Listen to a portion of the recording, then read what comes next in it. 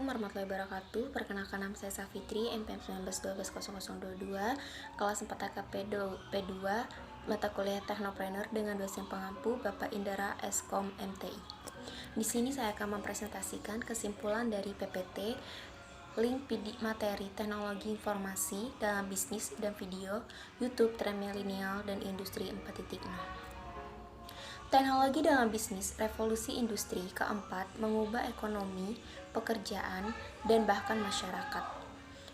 Pada industri 4.0, banyak teknologi fisik dan digital yang digabungkan melalui analitik, kecerdasan buatan, teknologi kognitif, dan Internet of Things atau IoT untuk menciptakan perusahaan digital yang saling terkait dan mampu menghasilkan keputusan yang lebih tepat. Teknologi memiliki fungsi bagi perusahaan, yaitu untuk fungsi operasional. Dengan teknologi memungkinkan struktur organisasi menjadi lebih ramping karena hampir seluruh bagian perusahaan telah menggunakan teknologi dalam perusahaan tersebut. Berbagai aplikasi yang dikembangkan dari teknologi dapat digunakan oleh perusahaan untuk berbagai keperluan. Misalnya, aplikasi sistem akuntansi yang bisa membantu perusahaan dalam menghitung keuangan secara lebih akurat. Teknologi juga berperan untuk mempermudah menjalankan aktivitas. Dengan teknologi, memungkinkan perusahaan bisa lebih efisien dan efektif. Teknologi informasi telah menjadi bagian yang sangat penting dalam setiap rencana bisnis. Hampir dari seluruh perusahaan, baik skala besar maupun skala kecil, menggunakan teknologi informasi. Teknologi informasi telah banyak digunakan untuk mendukung proses bisnis yang terjadi pada perusahaan, baik bidang ekonomi maupun perbankan.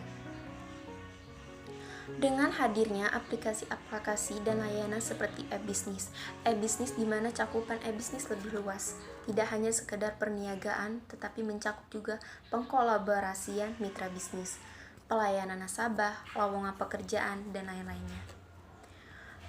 E-commerce dikenal sebagai perdagangan elektronik dan m-banking di mana memudahkan kita untuk transaksi seperti transfer dan lainnya tanpa harus pergi ke bank maupun ATM. 6 peranan penting teknologi informasi dalam bisnis. 1. Mempermudah cara berkomunikasi. Dengan teknologi saat ini sangat memudahkan kita untuk berkomunikasi dengan rekan bisnis atau pelanggan melalui email, Zoom meeting, dan lain-lainnya. Yang kedua, memberikan pengetahuan dan sumber informasi. Melalui internet sangat mudah memperoleh informasi yang berkaitan mengenai bisnis. Yang ketiga, manajemen data.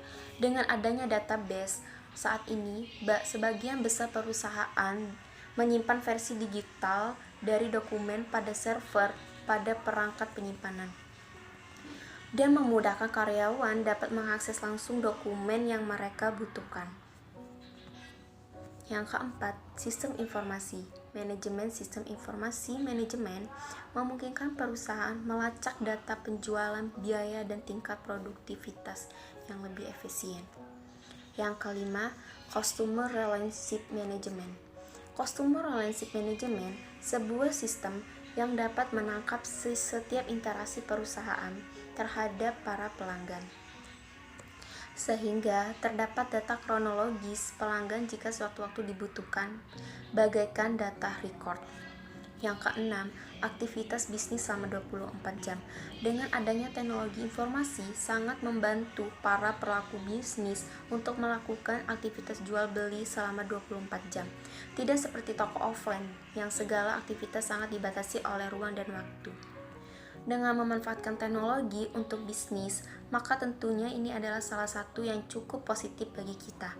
Bisnis yang dijalankan menggunakan teknologi sudah pasti dapat berkembang lebih maju dan pesat dibandingkan bisnis yang tidak mengandalkan teknologi.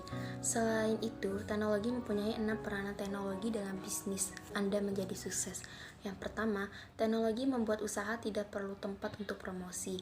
Dengan hadirnya teknologi semacam peran sosial media, ataupun tidak perlu melakukan promosi bisnis dengan mengeluarkan kos terlalu tinggi.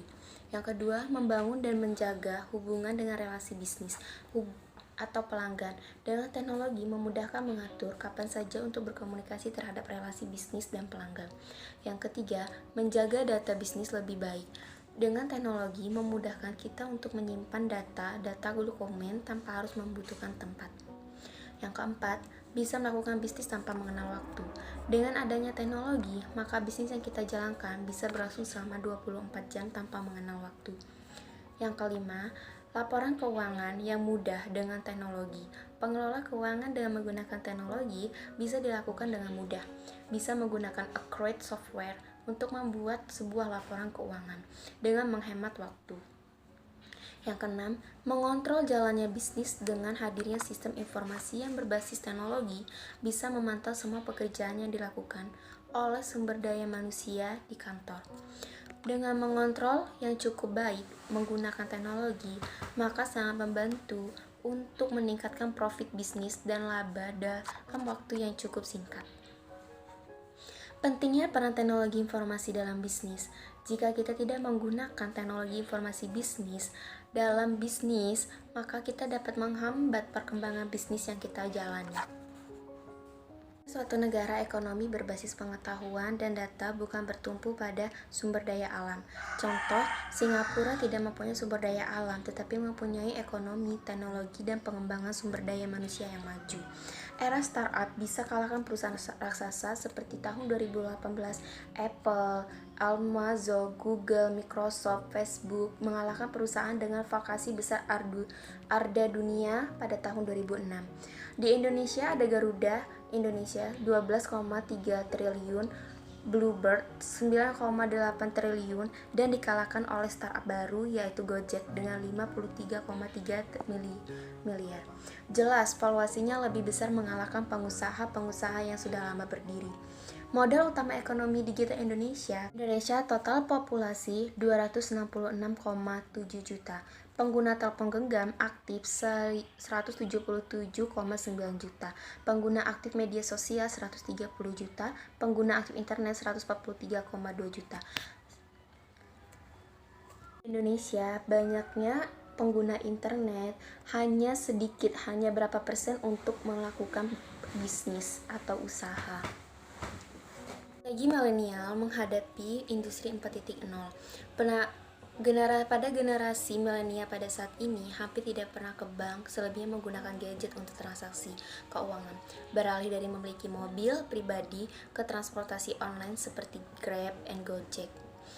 Tinggal di kontrakan atau kosan yang dekat dengan kantor lebih masuk akal dibanding mencicil rumah. 70,9 milenial menginginkan waktu yang lebih banyak untuk jalan-jalan. Tantangan milenial semakin berat. Pendapatan gen milenial 119 lebih rendah dari gen 14,9 dari gen baby boomer. Milenial lebih sering menunda pernikahan daripada generasi sebelumnya, yaitu mengutamakan mengejar karir. Lebih dari 50% milenial menunda pembelian rumah. Milenial harus mempunyai strategi keuangan, yaitu dengan menggunakan tabungan investasi merencanakan masa depan. 10 startup dalam Indigo Incubator Batch 2016, yaitu mengumumkan 10 startup yang terpilih untuk mengikuti Batch 2 dan program Incubator Accelerator 2016 sebagai sebuah perwujudan dalam mendorong pertumbuhan industri digital pada startup tersebut. Akan menjalani program selama 6 bulan dan berpeluang untuk mendapatkan dana sebesar hingga 2 miliar rupiah. Berikut ini adalah diantaranya. Yang pertama, Chatco.